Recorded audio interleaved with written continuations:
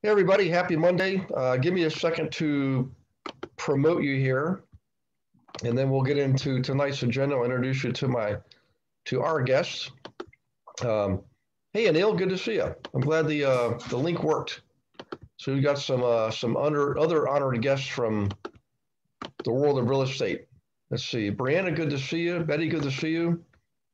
Kai, did you get the message on uh, workplace? I'm going to be your roommate down in Atlanta. so.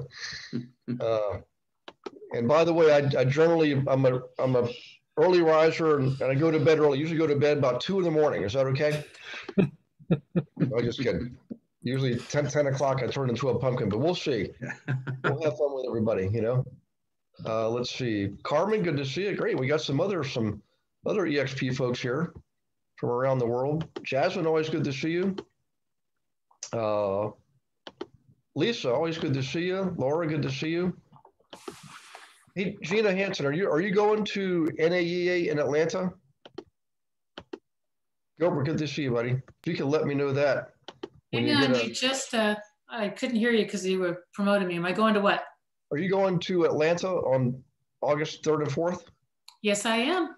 I'll be there that night. Yay! There's a few of us going. That's way cool. Yep. So I'm going to drive down on Monday, and I'm going to roommate with Kai on Monday and Tuesday. I've got a podcast to do Tuesday morning, lunch Wednesday with another corporation down there where I'm going to look to partner with to help bring in some more business. They're commercializing the corporate housing business. Marco, it's good to see you, buddy. Michelle, good to see you. Shirley, always good to see you. I got a feeling we're going to have a good turnout tonight. So far, it's pretty robust. Ursula, good to see you. Shirley, good to see you. Let's see. Alexander, always good to see you. So let's see. A couple of you are promoted, but for some reason it's not kicking in. You might be on the phone. I'm going to click on allow to talk. Liz, good to see you. Susan Murray. Hey, Susan, I saw an email from you that I need to answer. So I'm going to do that tonight before I go to bed. I don't know if that came in while I was on vacation or what have you, but that's okay. What did you say to me? Oh, I've got an email from you. I think you sent it when I was on vacation. I just happened to spot it. Ah. Yeah. So thank you for your being patient. Okay. I think I promoted everybody. And I'll keep an eye on that. So we're live, we're recording, and welcome aboard. Good to see you. We do have a special guest tonight, Joe Chowansky. Joe and I go back probably 10 or 12 years or more. Joe was a student of mine back when I was teaching investors how to invest. And I think I just started the brokerage company, Win Realty Advisors, around that same time frame. But Joe and I become good friends. And I've said this before, I've probably made more friends out of this business than I ever got business from friends. And Joe's just one of those guys, fast learner, action taker, and also paid attention to details. And quite frankly, we just hit it off right off the bat. So it's one of those brothers from another mother scenarios. So I feel very blessed to be part of Joe's life and have him part of my life. And Joe's gracious enough to share with you guys, all of us, some of his experience. So in any case, before we get into it though, hey Joe, if you wouldn't mind, give everybody just a little background, like bring us into the world of Joe Chowansky. So everybody get to know you a little bit. Well, it's a pretty interesting world, and I appreciate you saying I'm a quick study and a quick learner. I guess that depends who you're talking to. If you talk to my wife of 30 years, she may not always agree, but I think the most important thing, I would imagine people on this call are anywhere along the spectrum of, beginner investors, seasoned investors, and I'm sure there's a good smattering of everybody out there. I did not have a real estate background. I actually spent 20 years in the pharmaceutical industry.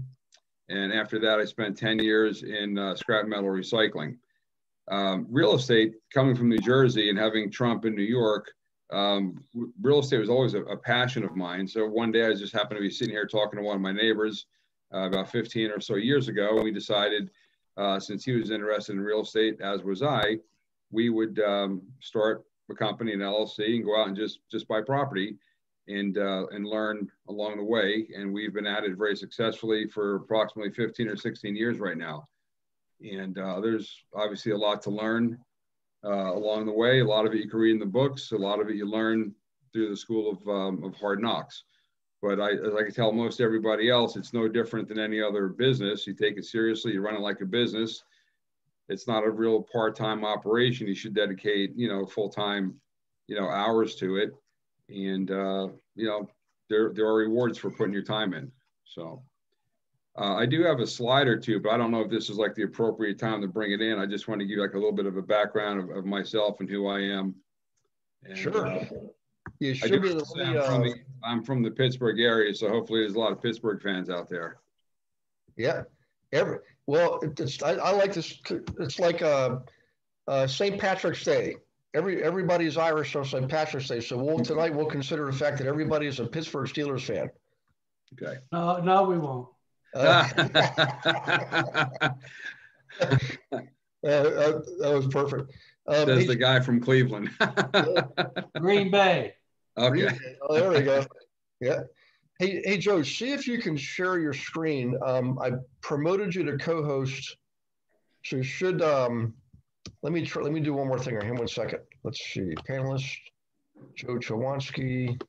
I don't know if you can see that. I lost everybody except the screen I just put up. Okay. I'm not sure what I'm doing right or not doing right. Usually, let me start from scratch here. Okay. Joe Chowansky. I'm going to withdraw co-host and I'm going to add it back again. Make co-host. Okay. Do you want to make sure it's co-host of the meeting? Okay. You should be able to, if you move your cursor around, Joe, there should be a green share button popping up. You're on a Windows computer or an Apple?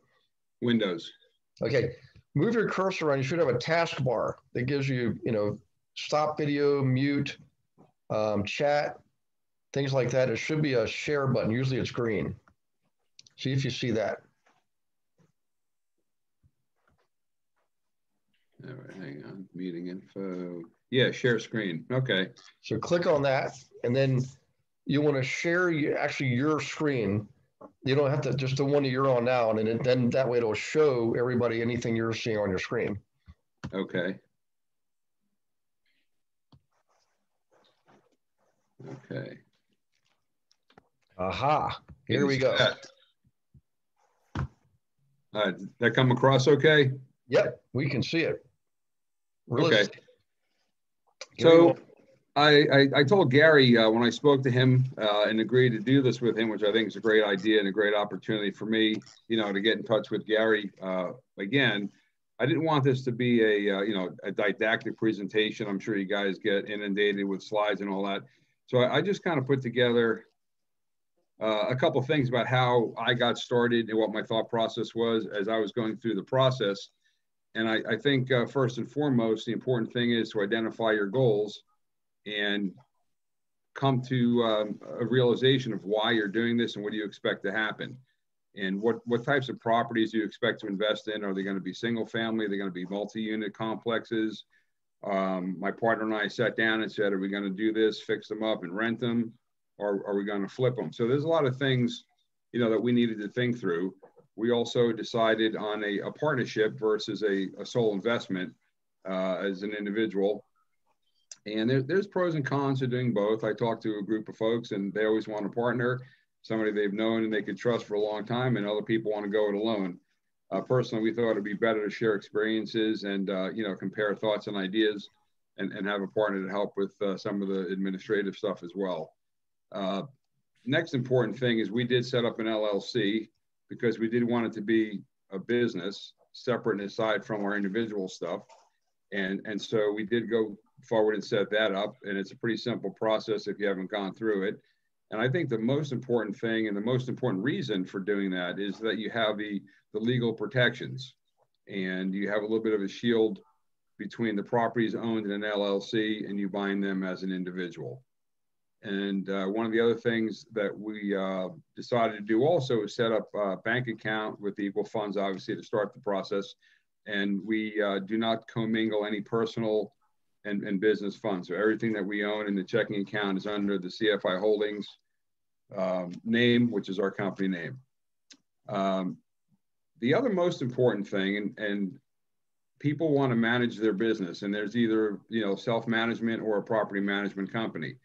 Again, there's pros and cons to both, but we decided to do the property management ourselves because if you think about it, it's 80% logic and common sense. And if you treat people fairly and you're honest and you're firm and you keep your word, communicate regularly, it's not overly complex, but you do need to communicate and you do have to want to meet with people, do the interviews, look at the tenants and all that kind of good stuff. We thought that was the best way for us to go. A lot of folks want to buy property, just do pure investment. I want to buy it. I want to have somebody else manage it, sit home, collect the money. That's fine, but you're going to lose 7 to 10% off the top and probably pay a little bit more in repairs along the way because the property management companies, as you well know, take an additional couple of percent over the cost of repairs and stuff. And lastly, under managing the business, we thought it was very important right from day one to get some property management software and track anything and everything relating to that business and keep very good records. You can break it down by property, by apartment. Anytime you put something in there, you fix something, you keep it at the end of the year.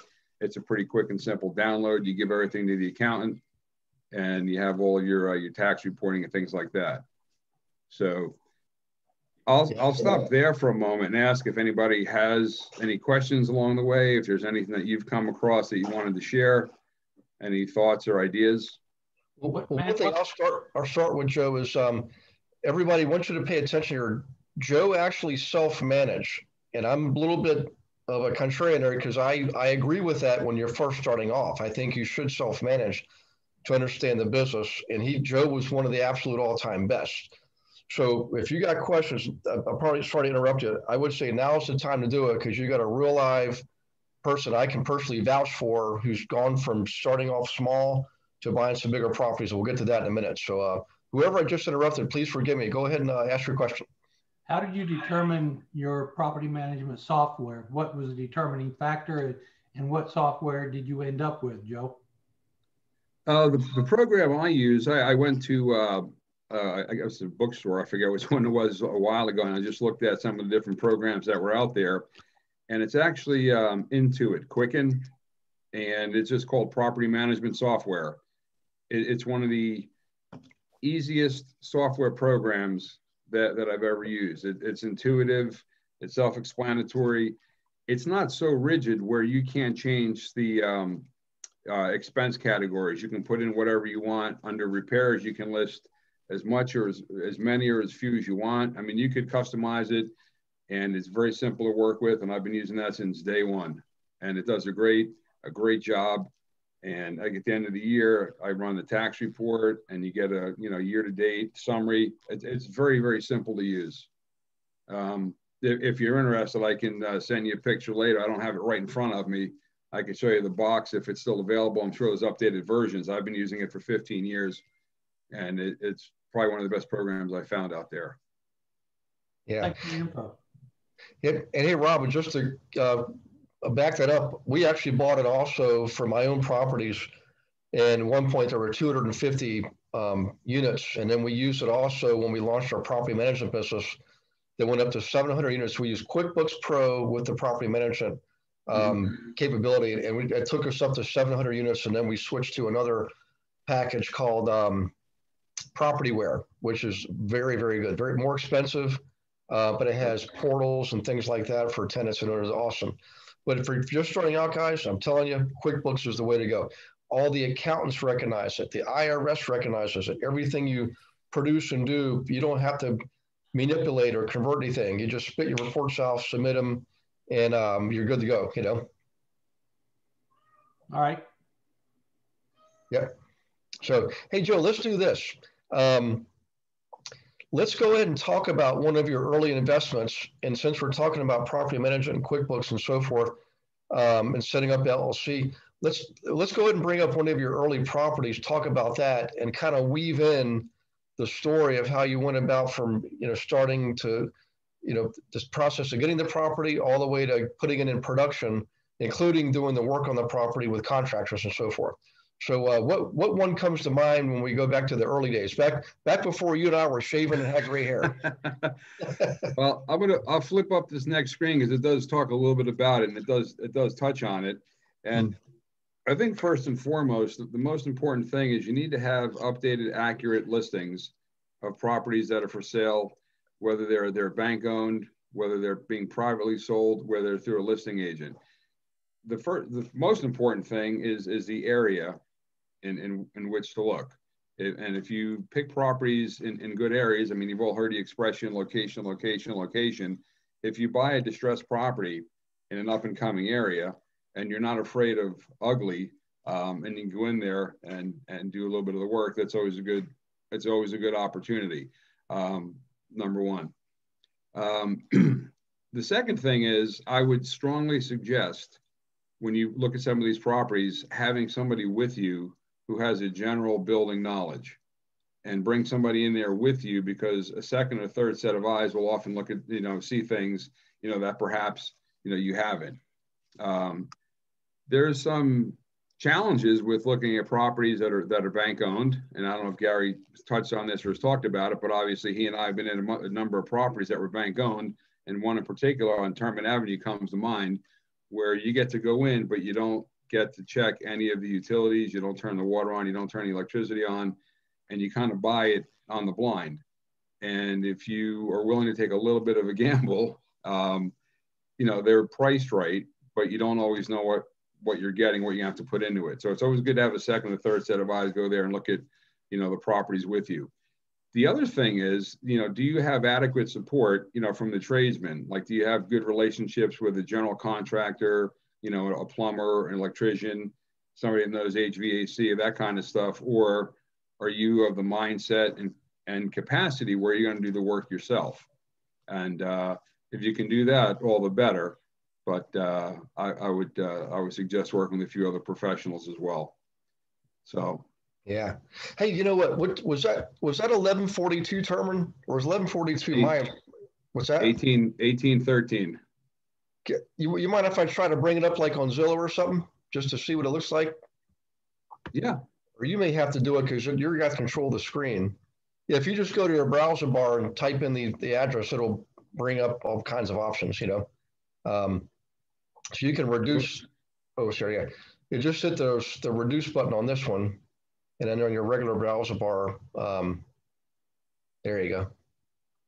So I want to let everybody see the picture. We probably don't have before pictures. I know I don't, Joe, but wouldn't that be nice if they could see it? When you talk about buying ugly, some of these properties, I mean, Joe's bigger than me. If it wasn't for Joe, I probably wouldn't have gone in by myself. I don't know if any of these are coming up or not. Do a share, hit the share again, and click on that particular screen where the photo is. Because right now we're still seeing the PowerPoint. Here. Gary, you didn't prep me for this. That's okay. On the job training, Yeah. Actually, you know what? Let me do this. I can do it. Hang on one second. Let me, I'll give you the share back here in a second. So let me do this. Share. You want to continue? Yes. Now, let's get out of that. Versus screen share. You want to continue? Yes. Okay, I did yes on that. Okay, here's mine. Actually, no, that's Facebook. Sorry, we don't want that. Here we go. You said 813? 1813. 1813. Terman, yeah. Terman. That was the first one. That was probably 12, 15 years ago. Yep. I'd be curious to see what they have it looking like today on Zillow or there. So I wonder what, let's just bring this up and see if it'll let me do it. Can everybody see my screen? Yes, I can. Okay. And there you go. That's a classic Pittsburgh property. you know, so solid as a rock. And so what was the work on this one? I'm trying to remember. Okay, so on that one, we had to pull a couple of permits with the city of Pittsburgh because we redid the entire electricity for all three apartments. It was old, outdated, and so we just ripped everything out, which was a little bit of a challenge for us, which we didn't anticipate, because instead of pulling wire through drywall and studs, all the walls are plaster, which is good from a solid building perspective, but not so good when you're trying to rewire an entire home. So we put all new breaker panels in there. We ran every new outlet, socket, so everything was rewired. So that was one of the things that we kind of anticipated, but didn't anticipate the full extent of what was going to be involved in that. The second thing was all the plumbing and the copper was gone out of the property. So we had to rerun the entire property with PEX. And after that, a lot of the walls had holes and were damaged in the hallway. So we had a plaster guy come in and replaster most of the walls, which was in budget because we knew we were going to be getting into. And then some paint and carpet.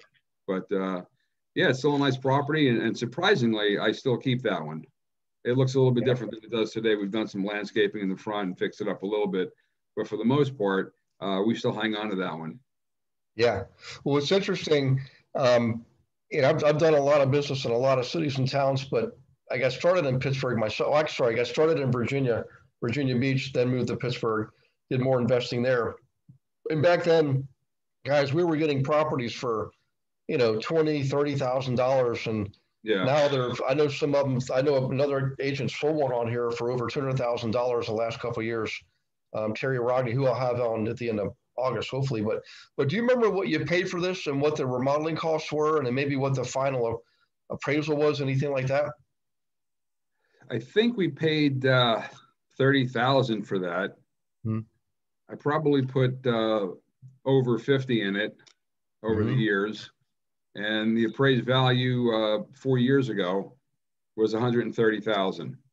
Nice. But I have good tenants in there. I don't have any problems. We don't need to sell it, so I just keep it because it's a nice little cash cow for me. Yeah, and you got three units, is that right? Correct. Yeah. And what's the rents on those? 600. Okay. Which is a little bit low for that area, but the tenants have been there, you know, for a while. They take care of the place. I don't have any real issues. It was tough last year to want to raise rents again, but that's the range we're in right there. Yeah. Okay.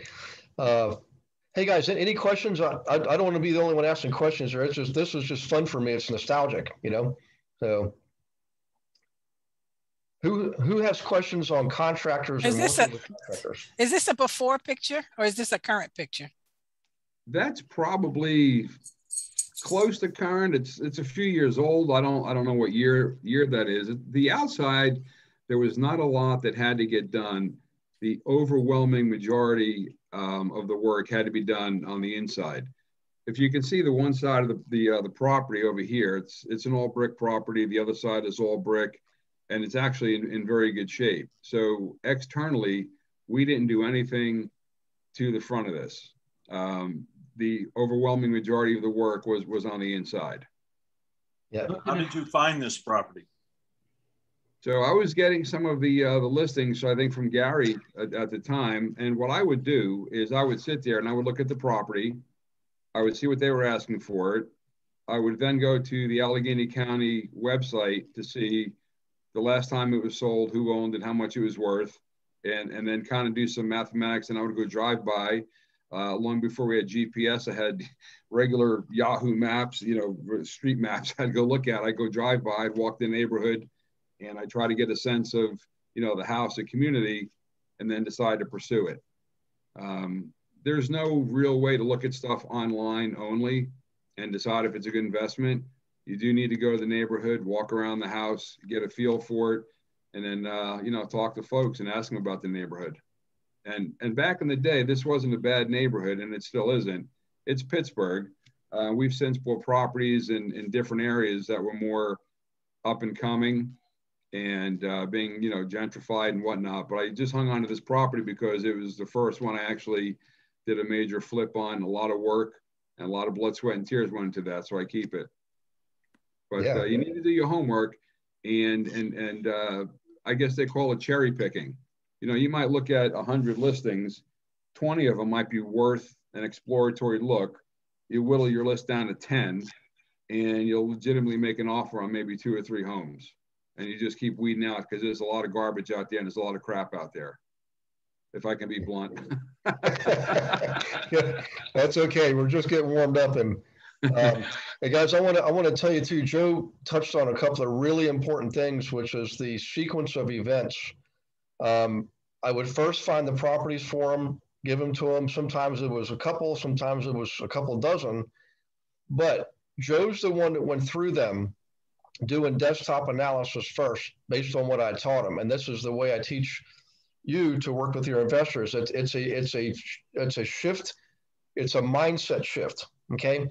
What I mean by that is, in real estate brokerage, traditional owner occupant clients were trained and conditioned to give them everything, all of our time, all of our physical energy, mental energy. And we do a lot of the analysis for them before we give them the properties. Okay. With investors, you know, if you think about it, I'm an investor. I definitely want to make my own decisions based on facts and information. I don't ever want to go to an agent and say, just go find me a good deal, which is what a lot of clients will tell you.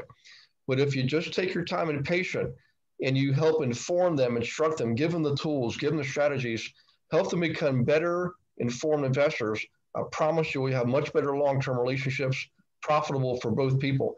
So Joe never went to go look at a property until he did desktop analysis first. Then he did a drive-by, right? And after he did his drive-bys, that's when they went to look at properties. Is that about right, Joe? Yeah. Yep. So any case, and as a result, you know, I'm sure Joe would agree with this. There's very few properties I would ever say I was sorry I bought them. I'm sorry about the properties I sold. I should have kept them, right? But because of that process and just really just being disciplined about it and not being wishful and hopeful, being factual, that was really one of the keys to success. Education plus information plus action equals great results. Now you notice the one on the right, the property on the right, yeah, that could use a little help, but that's typical in a lot of big cities. You got nice properties next to not so nice properties. It's just part of the game. Yeah, and actually, Gary, if I can interject for a moment, that is an older picture because the property next door, they redid the railings, you know, nice. Up top, they redid the railings here. They redid the front porch. They put new roof and windows on it. All the soffits are new. I mean, they did a lot of work to that property as well.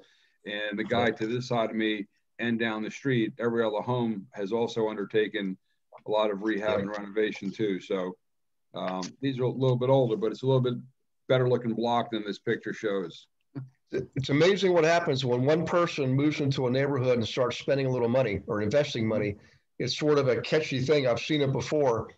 We actually had projects where 2 or 3 of us would go into a neighborhood and each person take a property or two and at the same time do the remodeling, fix things up, replace things, redo the sidewalks. And all of a sudden, everybody starts catching the buzz and doing the same thing. Mm-hmm. And sometimes the city will come along and kick in new curbs, new sidewalks, and new street lamps. We saw that too. All it takes is somebody's got to be first, you know? Yeah. So I'm going to check the question box here, Joe. Hang on one second. So Michael Lakeith's asking, hey, Michael, I would say yes on Pittsburgh. Let me do all panelists and attendees. Yes on, we call it PGH, Pittsburgh. And so Michael Lakeith, we do have agents there. One in particular is going to be joining here in the next couple of weeks. But I've got several agents that I taught in the past there. So if you're interested in Pittsburgh, just let me know, guys, and I'll connect you. So, okay. So let's do this. Actually, before I go to another property here, great questions, guys. Who has questions on the remodeling and the contractors? And the reason I preface it with that is, for me, that was always one of the toughest parts of the business, is finding the right contractors. Joe, what's your insight on that, on finding the right contractors, you know? Probably the most challenging of things to do, well, especially today. If I had to go out today and start, it'd be a little bit more challenging because these guys are extremely busy. They're getting caught up on work that they couldn't do last year. They're working crazy hours. I knew my contractor from when I bought my house up here in Cranberry Township. And he did my entire basement. And I've known the guy for 24 years. Before I even bought this house, I had to sit down with him and I said, here's my plan. Here's what I want to do. Here's how much I expect to pay for the house. Here's what I can afford to pay to get it renovated, to put folks in it. Do you want to take this project on? He said, absolutely. That was the first house we did together. And I've been using the same general contractor for the last 15 years. I've had the same painter for 15 years. I have the same plumber. I have the same HVAC guy. And you need to develop a good, close, cohesive network of these folks, because what'll typically happen is things will happen at the most inopportune time, and you'll need somebody who you have a good relationship with to go there and fix something if you don't want to go do it yourself, or if you're traveling, you're out of town. So that would be the first thing, is I would have a sit down with the folks and let them know what your interests are, and see if in fact they want to participate in some of these projects, letting them know that if they help you out here, any other projects you get, they'll be the guy that you'll go to, and they'll have some additional work along the way. Okay. That's one of the bigger challenges. And again, I've been very fortunate. I've been working with the same group of folks for a lot of years. And when I need something to be done, half the times they'll go do a furnace, install it. I don't even need to be there, because they know what make, model, and brand I'm using, because we've done 30 or 40, over the year. So. Yeah. Yeah. Hey, do you still have the one over in McKees Rocks area? I think it was Broadway. 1106 Broadway, yes. 1106 Broadway. Broadway Avenue. Yep. Let's see. Whoops. McKees. Here we go. Let's see what old man Google brings up here. This was so real quick, Joe, while this is coming up, how many rental properties did we get? What was the total count on it, do you recall? Like individual buildings? Oh, we've probably a dozen or so. We had the one in Florida we bought, and then we did a couple of flips. We did the Watson Boulevard. Then we took on that monster project up in Fox Chapel. Yeah.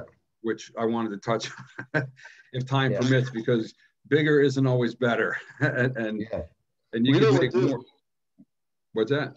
Let's show them this one. We'll show them the one over in on Balf and Bellevue too, and then let's go over to the Watson flip and then the Fox Chapel flip. That'll probably take us. So this one was not the second building you bought. This was probably like building number 3 or 4, if I remember correctly, right? Yeah, and this is a 6 unit. It looks a lot better than that now, because the entire front was redone. Those trees are gone. The landscaping has been done. Put a new roof on it, new rubber roof.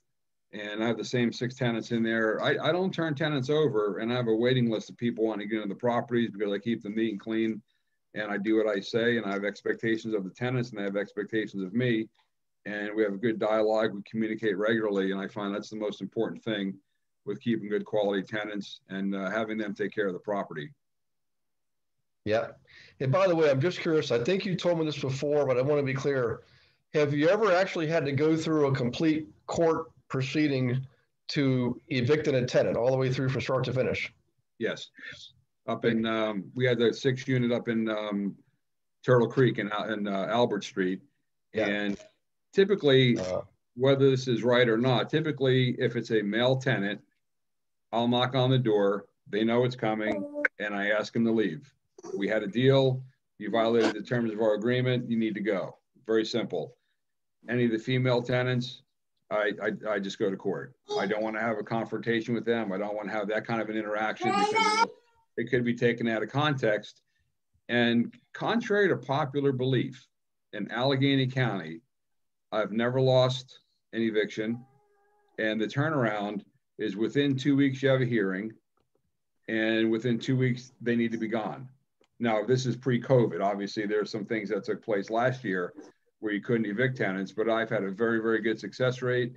And again, they have been very landlord and building owner friendly, and they want people to come in, buy properties, and fix them up.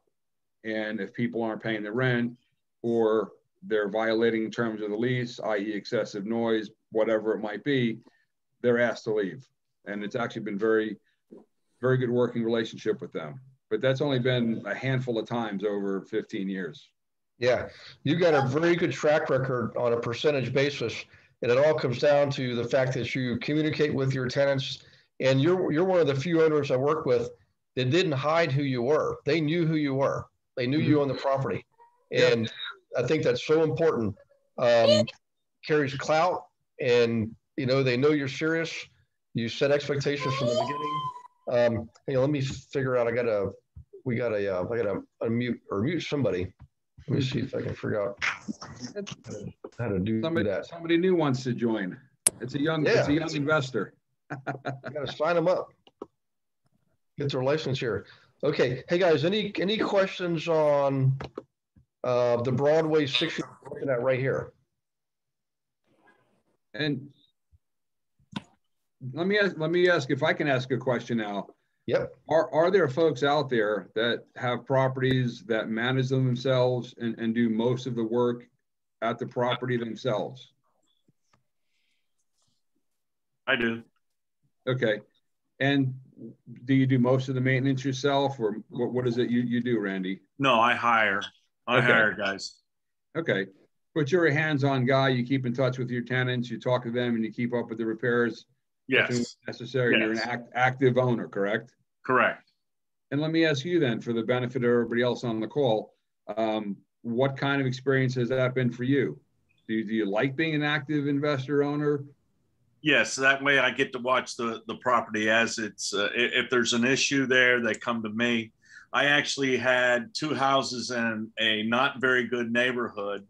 And the reason I got the second house was because the lady that was living next door to me at the time told me that she was going to start collecting the rent from my neighbor for me. And then I would throw her a couple of $100 here and there, whatever. And she ended up giving me the house because she couldn't pay her taxes.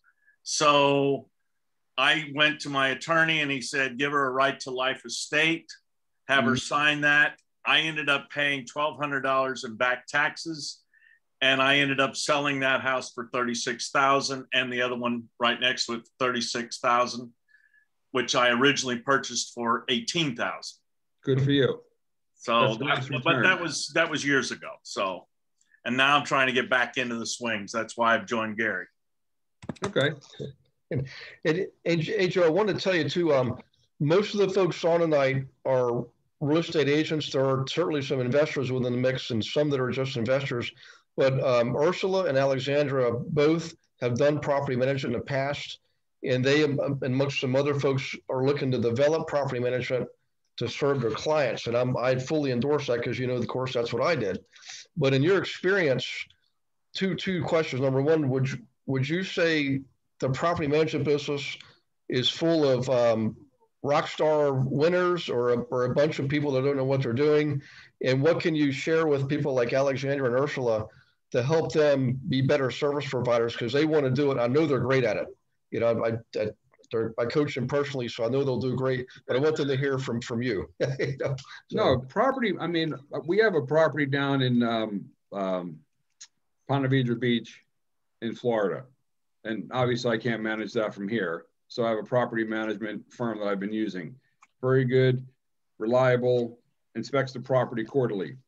What I have found, and what turned me off to most property managers in and around the Pittsburgh area, is when you talk to people that have a property and they want to sell it, they say, oh, I have a great property manager, he'll show you the place. And they're supposed to be on top of it.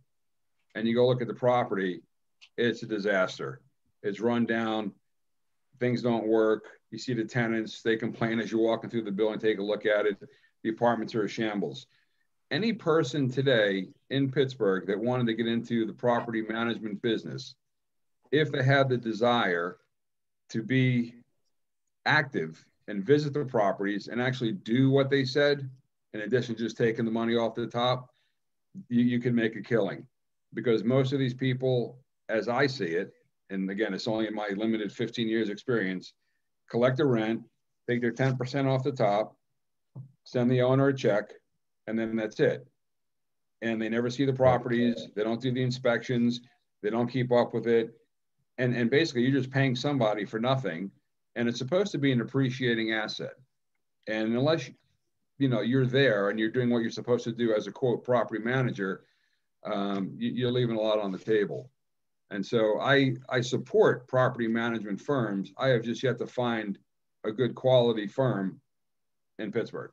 And that's why I have no desire at this point, whether I had 50 or 100 units, to ever let anybody else manage them, because I interview all the tenants, I put them in there, I write the leases, I do inspections on a regular basis, I keep in contact with them.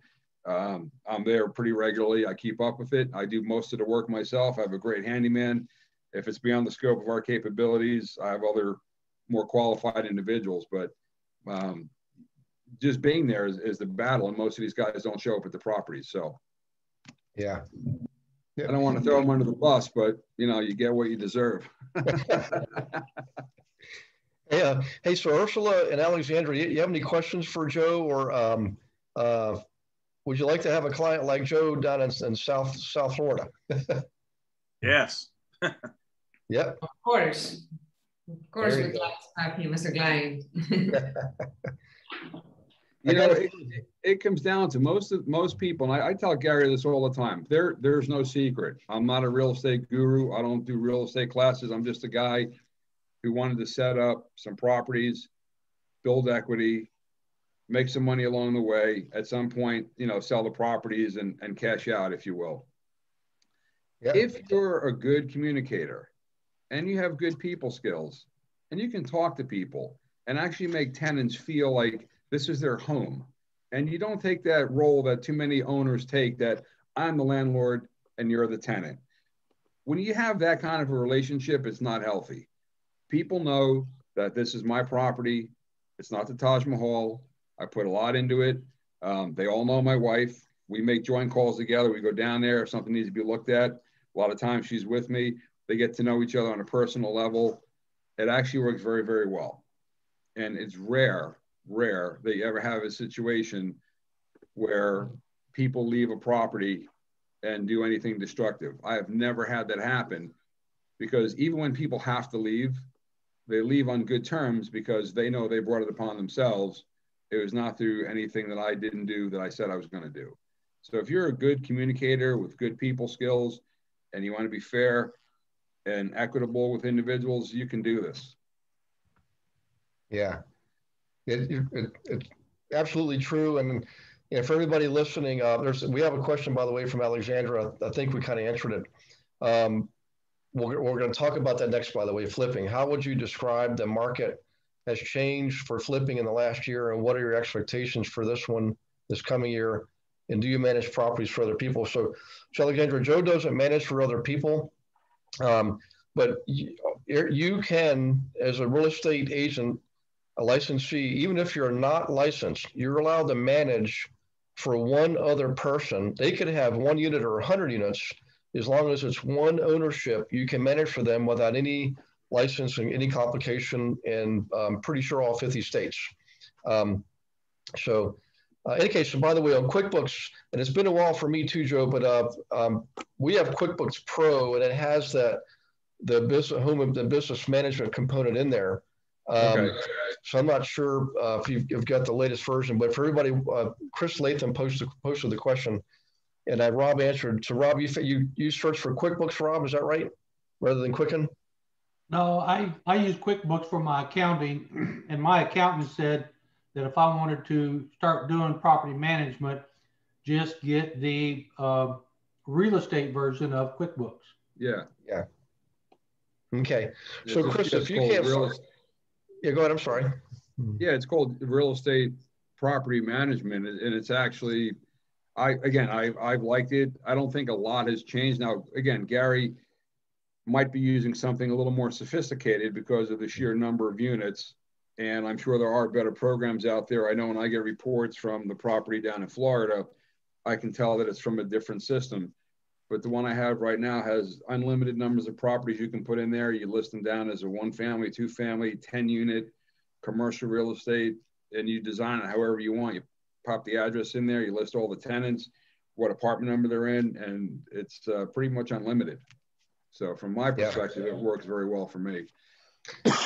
What I also like about it is you know, generally, like I never wanted to have only but so much ownership in any one LLC. My limit, I wanted to have no more than $1 million in any one LLC.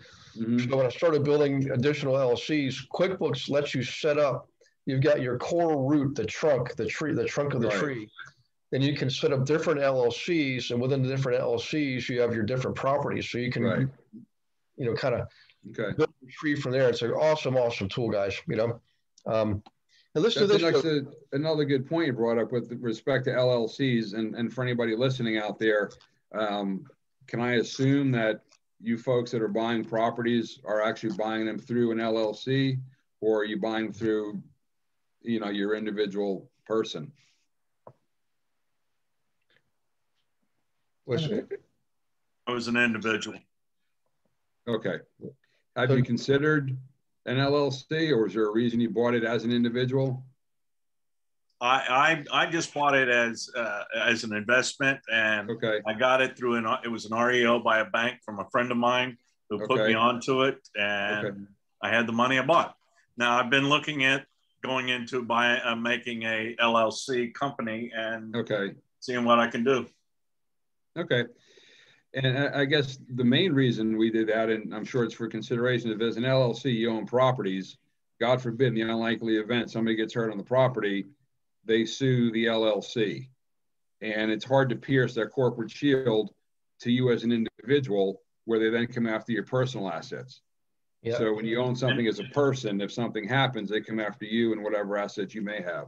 Do you do an LLC for each property, or just one big LLC? No, right now we were structured, we're one big LLC, and there are schools of thought, and some people set up a separate LLC for every property, which kind of then really limits your exposure. And we decided early on that all the properties we would own would be under one LLC. So the pros are, if you ever want to go buy a much bigger property, or you want a line of credit, and you say, hey, I'm CFI Holdings LLC, here's my portfolio, here's the equity we have in here, here's our net worth, you're more likely to get bigger loans. The other thing is you're managing one bank account. So all the properties are owned. I pay all the bills through the one bank account online. When you have multiple properties and multiple LLCs, you have multiple bank accounts, and you're doing multiple tax returns as well. So there's, you know, pros and cons of doing both. And there's no real right or wrong, it's just a personal preference. Yeah. Right. And just give everybody a heads up here. If you notice in the last year, we're talking more and more about trust, using trust to own properties. And it's not that we don't like LLCs, we certainly do. And I've used a bunch of them over the years. The reason why we're looking more at trust now is because of all the potential legislation coming out of Washington. What they're talking about is, you know, basically breaking down the barrier between you and the property itself through an LLC. And also there's other reasons too, like capital gains, 1031 exchange elimination, things like that. Well, when you buy property in a trust, you do get you have anonymity. Okay, people can't look inside the trust and see what's actually in there and who owns it. Okay, that's kept quiet. And when you sell it, you don't actually sell the asset. You don't sell Terman Avenue. You sell the beneficiary rights to the trust that owns the Terman Avenue property. And you can even assign the trustee rights, okay? So way too much for tonight's class. And we have a resource, Lou Brown, who gives us a lot of material on that. But you'll see some comments here. Gilbert has used trust. He also uses LLC. We still use LLCs. They won't go away. But if you think about this, when have you ever heard any politician stand up there and say, we're going to rewrite all the rules on trust? It never has happened, and it probably never will, because they all use trust for asset protection and you know, creating a quiet legacy for the family. So a couple other things popped up here, and then we're going to move on to some clips. Let's see. Okay, so Tom Zackel, we call him Tom Z, is asking, what have you found to be your sweet spot as far as number of units in a building?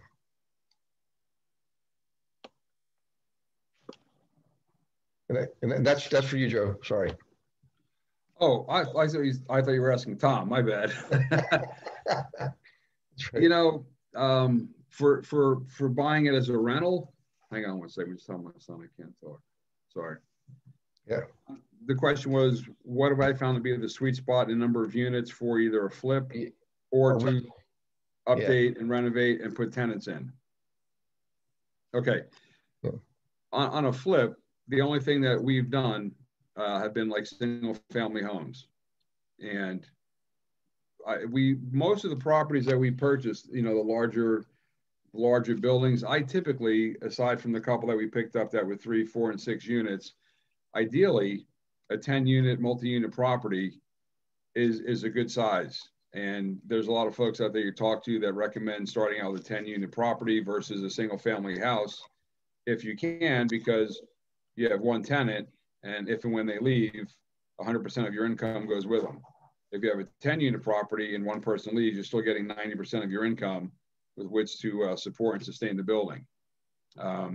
You know, that's not always practical, and it wasn't in my case when we started out, which is why we have some of the 3, 4, and 6 units, and then actually built up to 10, and then, you know, some larger properties with also residential and commercial space. Now, wow,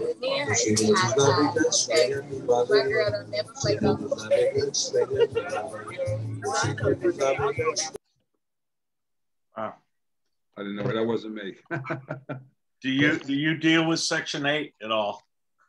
I do, and I know they again have a stigma attached to them. But I'll be honest with you, one of the best properties I ever had was a 10-unit up in Wilkinsburg, Pennsylvania. And if you're not familiar with that, it's a little bit of a rough area, but this was actually one of the nicer neighborhoods. 8 of the 10 tenants were partially subsidized by Section 8. They happened to be some of the best tenants I've ever had. And they were neat, clean, quiet, took care of the place. They weren't radicals. They were working, but still had supplemental support from Section 8. There was nobody there on a full ride laying around all day smoking pot, trashing the place. So if you manage it correctly and you interview them with the same tenacity you would a regular tenant, you could actually find very good quality Section 8 tenants. So I do not discriminate based on that solely. Yeah. Thanks. I agree. I had hundreds of them over the years. And what's interesting is we started putting more Section 8 tenants in our multi-families because Section 8 was raising the rates on those, whereas on the single family homes, they were lowering their rates. So we started turning them into the Section 8 or HUD home buyers program. Mm-hmm. Is how we saw that one. But a couple things here real quick, and we're going to have to move on. How difficult is it to set up a trust? So Benetta, there's a whole body of knowledge there. And I would definitely talk to one of the folks on the team, post on our workplace page, see who's in, not Ron, sorry, Lou Brown's program. Okay, and I'll give you some instruction too privately, but for the next class, it's a whole different class. Now, someone else was asking, can an LLC own a trust and can a trust own an LLC? The answer is yes. However, if you use trust, you might not need an LLC. If you do, I've seen that happen. Trusts owning LLCs, but I've been told that it's not recommended. And I've never seen the vice versa. I've never seen LLC own a trust. Let's see. What might be helpful is a list of questions or method for interviewing potential tenants. So Rob, what I would do is email Beverly and ask her to unlock the property management program for you. Because in there we have checklists and screening sheets, phone screening sheets, interview screening sheets with all those questions on there. But if we could, I want to show you guys some of the famous flips that Joe did.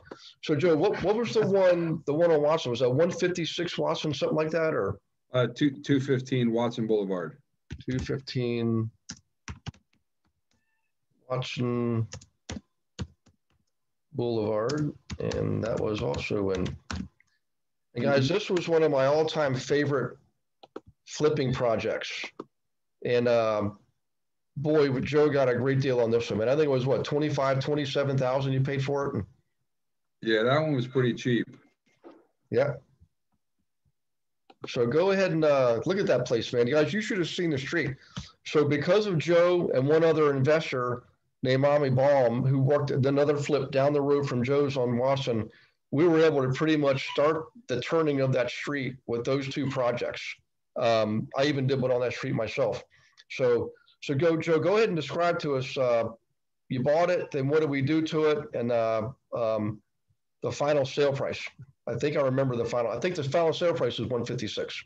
And that's what it was. Yeah, we did pretty well with that property. As a single family house, actually, my wife said, if we did it the way we did it when we sold it, and we put a lot into it, she actually said she could have lived there.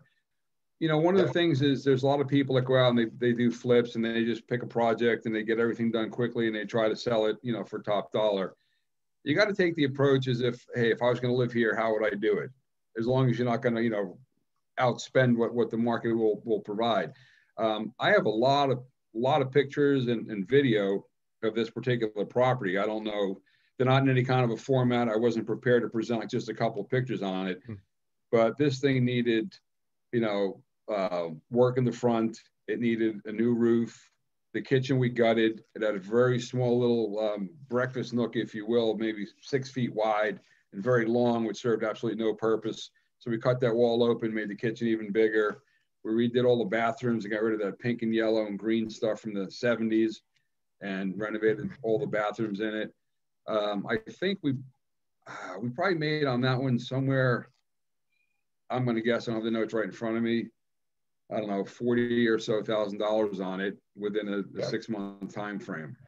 I think you put it about 70 or 75. I remember that. And although the garage was a surprise at the end there, but then of course you had to pay me. You know, you got to pay me something out of all this whole thing here. So, but it ended up being a tremendous return on investment. I mean, my gosh, and the place is beautiful. It was one of the favorite ones that I've seen anybody do, and I'm just glad it was. Oh, the patio out back. That was awesome. The good thing about that, it was a great location. It was in a great neighborhood. It was a desirable neighborhood, you know, as far as, you know, the Pittsburgh neighborhood goes. And I was surprised when we went to look at it.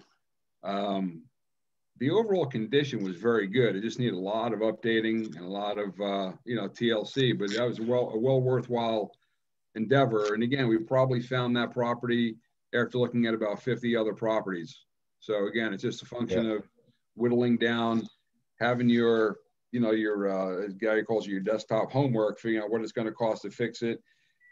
As long as along the lines of what it's going to take to fix, I would add a 10 to 15% premium over that, because there's always overruns. There's always things that you just can't see until you cut into a wall. Lots of things like that. So don't go in there and think it's only this much for carpet and this much for paint. Whatever that is, add a premium on top of it, because it's going to cost a little bit more.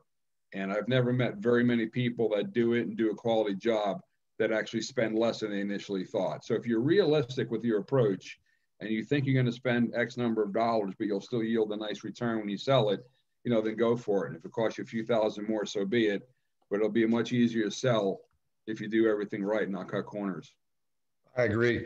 That's the trick to flipping, is to remodel within the range of the neighborhood. You don't want to remodel above the neighborhood. You don't want to remodel below the neighborhood. You want to remodel that it's commensurate with the neighborhood. Good quality products, good quality workmanship, and do not cut corners, because if you cut corners, people are going to pick it out and then they'll start looking for other things that are wrong.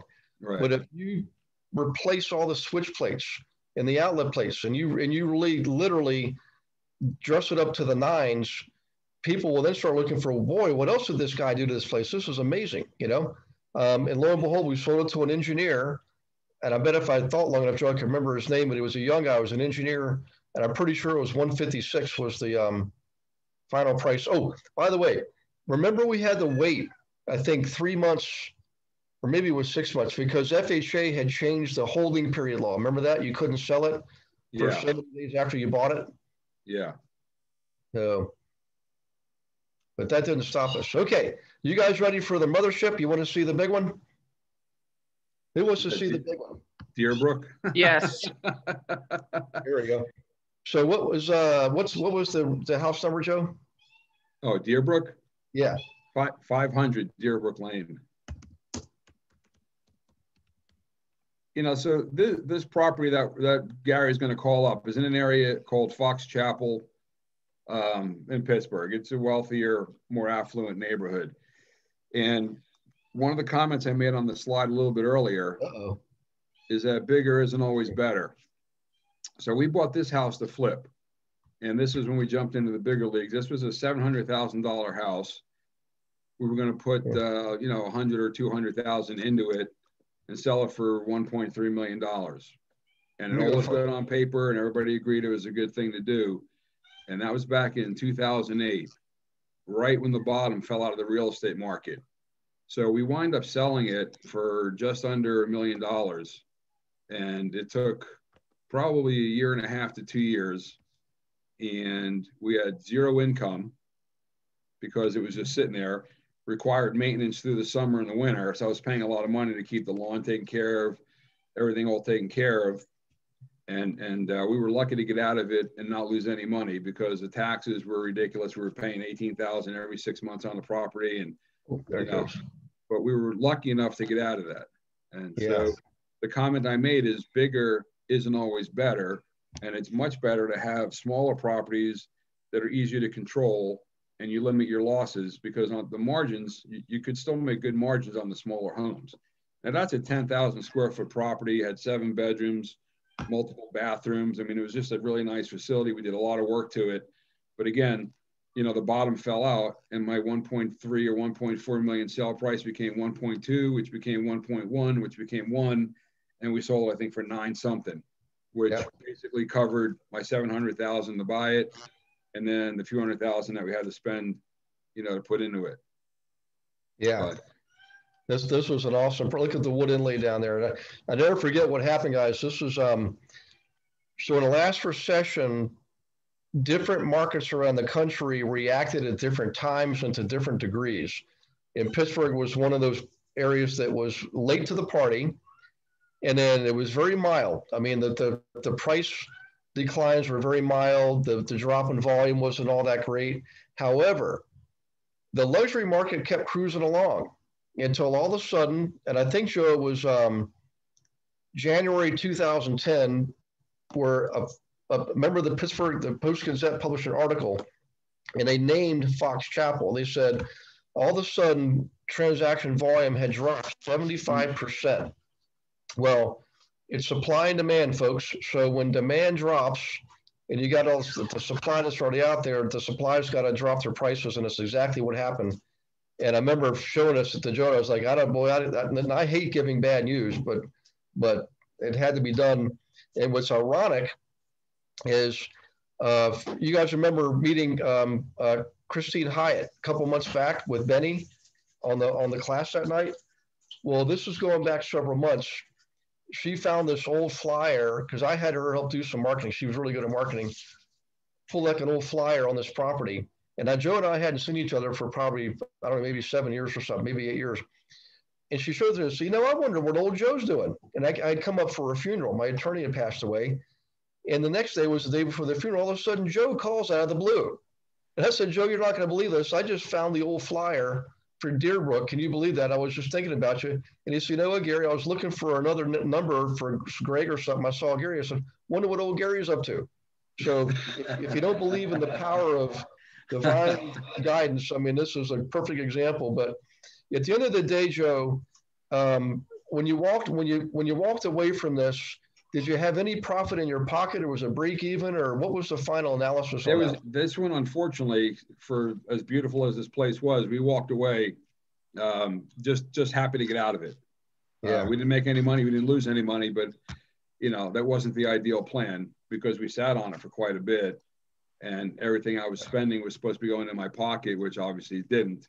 But you know, back in the day, people just weren't buying the $1 million properties. Like I said, like you said, it kind of slowed down, and then there was just a glut of them out in the marketplace, and nobody was buying them. And we sat on that for much too long. Yeah. But well, and the reason I wanted to point this out, guys, is I'm a very positive, optimistic person, but we all have to be a realist also. And the reality is where we are in the marketplace right now, it's almost identical to where we were in like the first half of 2007, okay? in the third quarter, things started dropping fast, particularly like in Florida, Arizona, and Nevada, California, places like that. But places that are fairly stable, like Pittsburgh, it didn't really. It was like moving right along for a bit. It wasn't until later when it finally hit. But that created a false sense of security, particularly when the luxury market kept going up until late 2009. But it just goes to show you, really, really think through and ask. Remember the equation: upside potential versus downside risk. Right. And in hindsight, there was a lot of upside potential here at the moment, but the downside risk, I fully admit it, I didn't see it because the facts were up to 2009, things were still selling, but I just had this sneaky suspicion. Come back from Christmas holiday, the newspaper articles there, I said, oh boy, this is not good. And Joe, I think we dropped right away from 1.3 something down to like 1.1 overnight. It was fat. When we dropped hard and fast, Yeah, we didn't necessarily agree immediately we should drop it that much, but considering the market conditions, it was the right thing to do. It got us a couple of looks, and then we actually had a cash buyer come in and offered me less than I really wanted. I wanted to make something on the deal, and then it just turned out that let's just do the deal, move on, and be done. Cut your losses, and go fall in love with something else. These are some of the before pictures because a lot of the door you can see had the fog in it, had to be replaced. Yeah. Yeah, it cost $15,000 just to paint the place. Yeah, this is the office here. Yeah, this is a phenomenal place. By the way, Christine's here right now. She was out showing properties. I love this 2-story family room. I mean, this is the living room here, or is it dining room? Maybe that's the dining room. As soon as you walk in, it's kind of like a waiting area. You walk in the front door, and it's just kind of a little living area. Yeah, it's a cool place, but There's the master bedroom. There's the master bathroom, at least part of it. The master bathroom. It had carpet in it, by the way, when we bought it. Yeah. So there's the throne of a hot tub. They made like a whole presentation out of it. Here's the other part of it there. Hallway bathroom. I mean, it was a spectacular place. Look at that. Spare bedroom. This is the downstairs kitchen. That's the second kitchen. Yeah, that thing was, they had the old metal cabinets and carpeting, and it was just all beat up. So we ripped it out and we put that kitchen in. Yeah. But what's interesting, guys, is how forgiving real estate can be. Even when something like this happened, it's not like it sunk the ship. At the end of the day, we live to fight another battle. But you do have to be careful. You've got to do your due diligence. And for right now, and I know I need to be careful what I say because these things are all recorded and published. But here it is, July 19, 2021, and again, I'm a positive person, but if I had the choice between flipping and buying rentals right now, I would probably lean towards the rentals, guys. Flipping, there's different risk with flipping, and one of them is market risk. When it dropped in 2007, it was fast. There was no warning. It wasn't like a gradual thing. It just dropped like a lead balloon. And people did lose fortunes. We were lucky because we were in a more stable market. But the reality is I had stopped. My last flip prior to that recession was July 30. I closed on literally July 30th, 2007. Walked away with a $75,000 check thinking, I'm just going to cool it for a bit. And sure enough, in late August, the stock market started going up and down. So did anybody see what the stock market was doing this morning when you woke up? Yeah, unfortunately. Yep. So again, I don't have a crystal ball. I don't. I just been through this 5 times in 35 years. And to me, the downside risk does not justify the upside potential on flipping right now, unless you're in some kind of really unique marketplace where they're building a brand new factory or hospital or college or military base or something. I don't know. Right. But I've never seen anybody go wrong with rentals. Like I said, I never regretted buying a property, but I did regret selling them. Right. Hey, Joe, any final words of wisdom, thoughts? I mean, a lot of agents on here who are looking to represent investors. All of us want to invest, It's a common denominator, but while you're thinking, I'll check the chat box here and see if we got any other questions. I would say, like just about anything else we talked about, developing a key working relationship, being on the same page, explaining your viewpoint, your goals, your thoughts, your ideas, making sure that what you're looking for is what the realtor understands or the agent understands you're looking for. And it's like anything else. It's like a marriage. It's a relationship, you know, or raising kids. I tell them, if you do something wrong, I'm going to let you know right away. This way, 6 months from now, you don't say, Dad, I know I shouldn't do that. Same thing with a realtor. If they start showing you things you're not interested in, let them know. And it goes both ways. And communication is a two-way street. And the more you work with somebody and the more they understand what your goals and aspirations are, the more likely they are to give you the properties you're most interested in. Yeah. Yeah, it's really not a complicated thing. It's just good communication skills and just good working, you know. Yeah. Hey, couple. Thanks, Joe. By the way, couple questions. Teresa Green's asking, any thoughts about vacation rental side of the business? I do not have any vacation rentals. I don't have any university rentals either. So I don't have any real experience with it. I know a lot of people have had vacation rentals, and I've heard the good, the bad, and the ugly. It's a matter of your intestinal fortitude and who you're going to be renting to. You know, if you're going to be renting to families that are spending $5,000 a week to rent your property and they're upper middle class and they're going to take care of the place, it's one thing. If you have a beach rental down the Jersey Shore and you're going to be renting it out to college kids, you assume certain other risks along the way as well. Again, it's a function of how much time, energy, and resources you want to put into it. How active do you want to be? Again, I don't have any vacation rentals, so I don't have any real experience. I'm not in that market. Yeah. So Teresa, my thoughts for this, I was able to spend some time with Robert Kiyosaki, you know, the author of Rich Dad, Poor Dad, and he cautioned against vacation rentals. And it wasn't that you can certainly make money in vacation rentals. He said the challenge is when the market goes south and people got to choose between their own home and a second home, they're generally going to let the second home go. Okay. And they're going to cut back on vacations and things like that. Now, having said that, there are destination areas around the country, particularly in Florida, okay, where it's a year-round destination.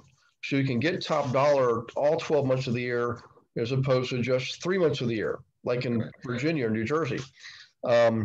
Also, if you can have an area that's a combined destination area and business draw, like around Miami and Palm Beach and West Palm Beach and all that, and around Tampa, St. Pete, you've got business travelers and vacation travelers, and that gives you more stability. So in those cases, I know a lot of people who do well with that, and I'm looking to do it myself. But again, Teresa, it's because I can see that it's not just one dimensional. It's not just destination travelers, it's business travelers and vacation travelers both. Hey, Joe, Keela's asking, would you suggest writing up a business plan before you incorporate? As far as a business plan, like an operating agreement on how the LLC will run, or a business plan of what you'll want to do within that LLC? I just want to make sure I understand the question. Yeah, Keela, if you want, let me unmute her. Hang on one second. Where's my taskbar? Here we go. So let me find Keela. Oops. Just one. Go backwards. Where's the K? H-I-J-K. Oh, I don't see her. Let me go over here. Oh, here we go. Keela, go ahead and unmute yourself. Okay. Do you hear me? I can hear you now. Yeah. Good. Okay. So the question is whether or not a business plan is useful before you incorporate in terms of really financing. I mean, as far as operational issues are going to have to be laid out, you know, in the process of incorporation. But should you have an actual business plan? Is that important in terms of, you know, seeking financing once you're incorporated? I think a business plan, I've never used one for financing, but I think if you're going to be in partnership with somebody and for your own benefit, a business plan doesn't have to be any formal document, or it could be on a notepad inside your binder. And you basically say, here's my objective. Here's what I expect to accomplish. You know, here's going to be my approach. Here's what I want to do. Here's the funds I have available. And it's more of a template of exactly what you want to do, and or if you have a partner. And a lot of things need to be discussed in advance, i.e., you know, how long will I keep this property? Is this a buy and hold? Am I going long on this position? Or is this a, you know, a flip?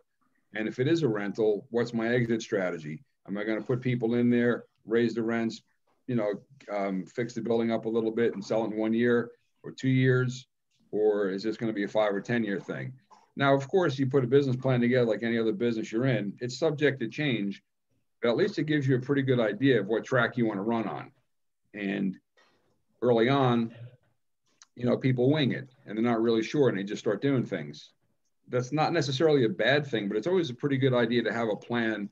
And again, it doesn't need to be anything really formal, but I've never had anybody ask me for, quote, my business plan when asking for money, because typically they want to see, you know, the property, how much equity you have, how much money do you have as an individual. Even if you're an LLC, you still need to provide a personal financial summary, you know, and things like that, more so than a business plan.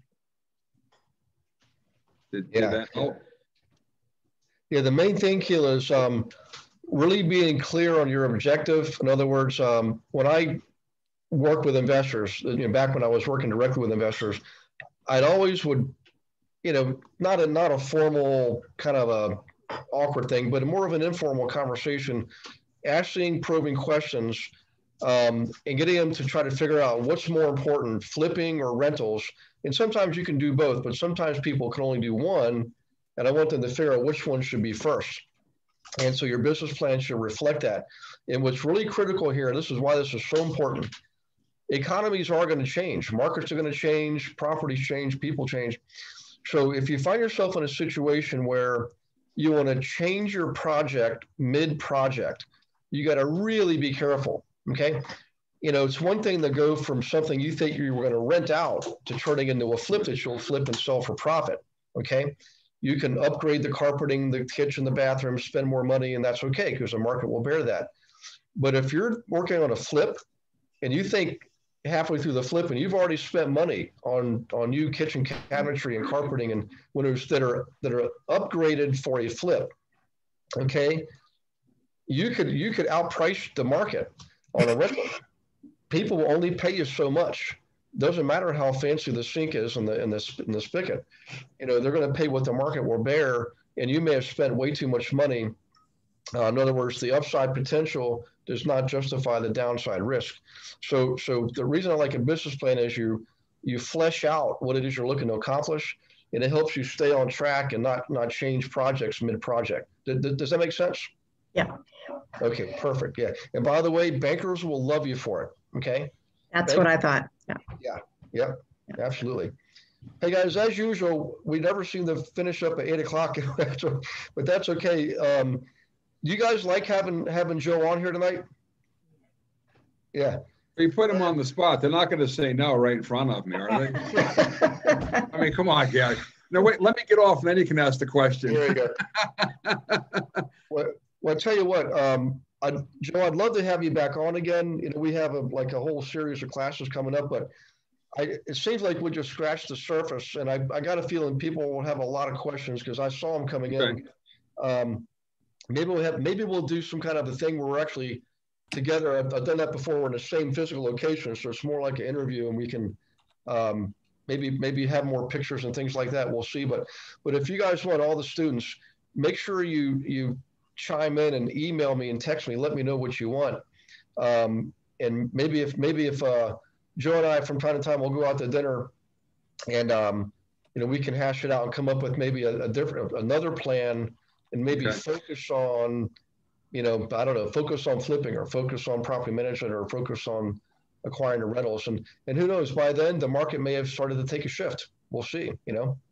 But in any case, guys, thank you very, very much for participating and engaging and being active. I mean, Joe did this of his own volition, and obviously he's not getting paid to do this, and he doesn't have a book to sell, anything like that. So this is just out of the kindness of his heart, and I'm grateful for it. And Joe, I think I speak for a lot of other people when I say that, you know.